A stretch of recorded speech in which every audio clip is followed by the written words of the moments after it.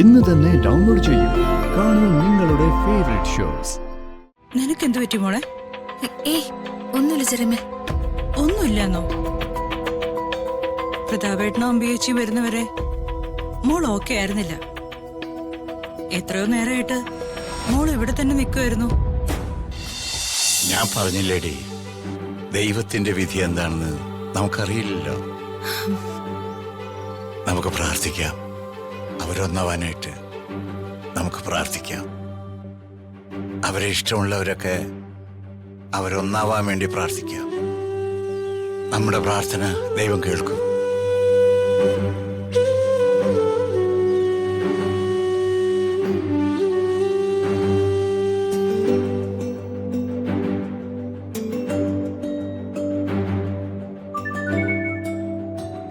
Padmavati മാഡാണല്ലോ. Madam, madam ഇത് എവിടെയായിരുന്നു? മാഡത്തിന് ഞാൻ എത്ര ദിവസം ഫോണിൽ ട്രൈ ചെയ്തു. മാഡം എന്തിനാ ഫോൺ സ്വിച്ച് ഓഫ് ചെയ്ത് വെച്ചിരിക്കണേ? വേണോട്ടാ, ഒരു പ്രശ്നമുണ്ട്. എന്നെ ആരൊക്കെയോ ഫോളോ ചെയ്യുന്നുണ്ടോന്ന് എനിക്കൊരു സംശയം. ഞാനിപ്പോ വാടകയ്ക്ക് താമസിക്കുന്ന വീടിന്റെ പരിസരത്ത് സ്ഥിരമായിട്ട് ചില പുതിയ ആളുകളെ കാണാൻ തുടങ്ങിയപ്പോ എനിക്കും എന്റെ സെർവന്റിനും ഒരു ഭയം. അതുകൊണ്ടാ ഞാൻ ഫോൺ ഇത്രയും ദിവസം ഓഫ് ചെയ്ത് വെച്ചത്. പിന്നെ ഞാനൊരല്പ സമാധാനത്തിലായിരുന്നു വേണോട്ടാ. ദീപക്കുമായിട്ടുള്ള മോളുടെ വിവാഹം രാജു തന്നെ നേരിട്ട് ഇടപെട്ട് മുടക്കിയല്ലോ. അതിന്റെ ഒരു സമാധാനം കൂടെ എനിക്കുണ്ടായിരുന്നു. വിവാഹം മുടങ്ങിയത് മാഡം അറിഞ്ഞു. പക്ഷെ അതിനുശേഷം എന്താ സംഭവിച്ചതെന്ന് മാഡത്തിന് അറിയാമോ? എന്താ വേണോട്ടാ, അവിടെ വീണ്ടും എന്തെങ്കിലും പ്രശ്നം ഉണ്ടായോ?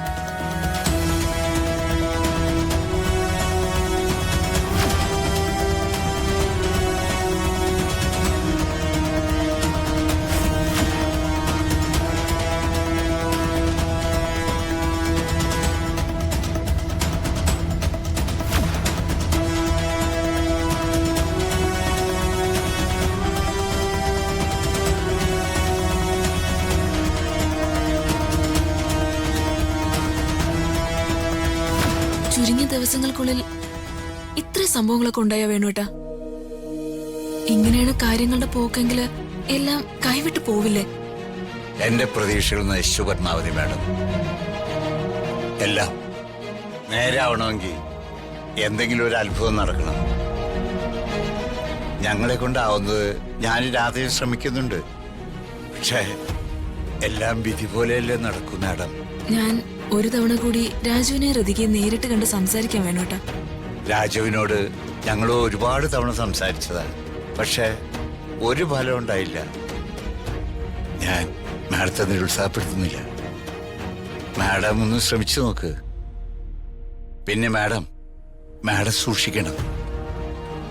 വീടിന്റെ പരിസരത്ത് വരെ ആരോ അന്വേഷിച്ചെത്തിയെന്ന് സംശയം തോന്നുന്നുണ്ടെങ്കിൽ അത് ശ്രദ്ധിക്കേണ്ട കാര്യമാണ്. ശരി വേണോട്ടാ.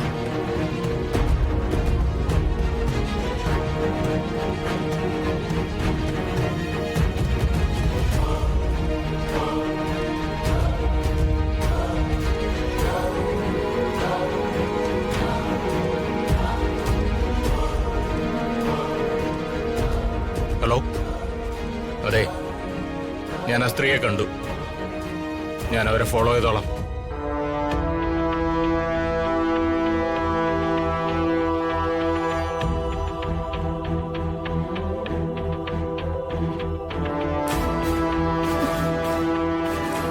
അവരെത്താറായാലും ഞാൻ അയച്ച മെസ്സേജിനെ കുറിച്ച് റോഹൻ അച്ഛനോട് പറഞ്ഞിരിക്കോ?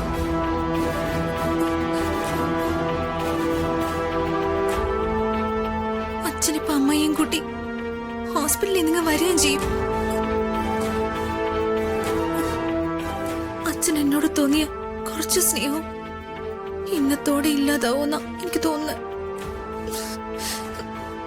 എടുത്തു ചാടി റോഹന് മെസ്സേജ് അയക്കണ്ടായിരുന്നു.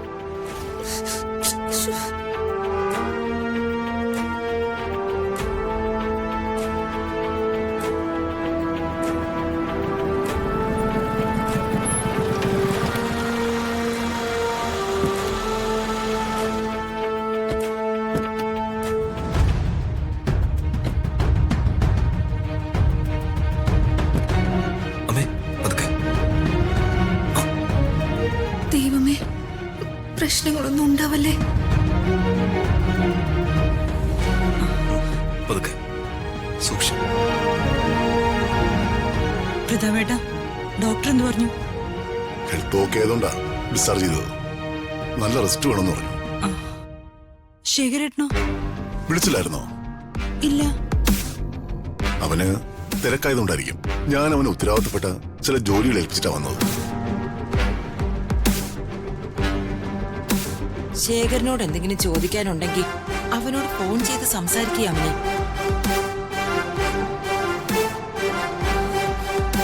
നിങ്ങൾ എന്നെ ഒന്ന് റൂമിലേക്ക് കൊണ്ടുപോകുന്നുണ്ടോ അതോ?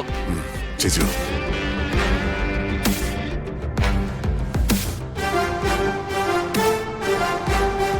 ചേച്ചി വാ.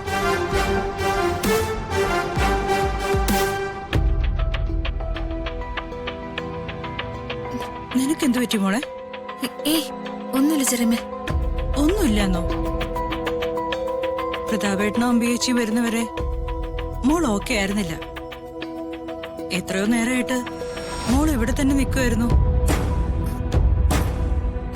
സത്യം പറയ്, എന്തെങ്കിലും കുഴപ്പമുണ്ടാക്കി വെച്ചിട്ടുണ്ടോ മോള്? ഏയ് ഇല്ല ചെറിയമ്മേ. ഉം.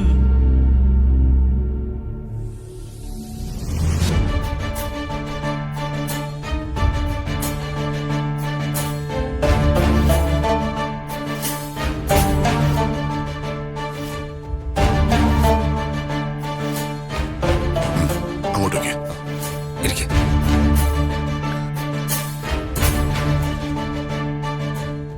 ഇപ്പൊ എങ്ങനെയുണ്ട് ചേച്ചി? തലയുടെ പെരുപ്പൊക്കെ ഒന്ന് മാറി വരുന്ന പ്രതാപ.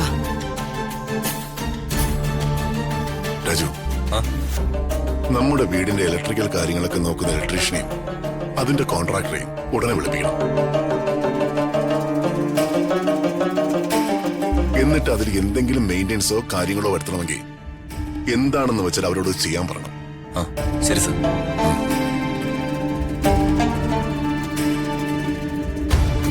വർമ്മ സാറേ, മാഡത്തിന് ടാബ്ലറ്റ് കഴിക്കേണ്ട സമയം. ദാ, അമ്മ എന്താ വെള്ളം? കഴിക്കുക ചേച്ചി. എന്നിട്ടൊന്ന് വിശ്രമിക്കുക.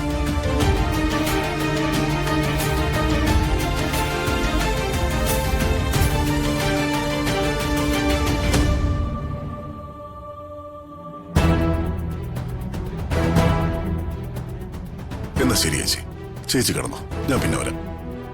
പ്രതാപ സോറി, ഞാൻ കാരണം നിനക്ക് ബുദ്ധിമുട്ടായില്ലേ? അകലേ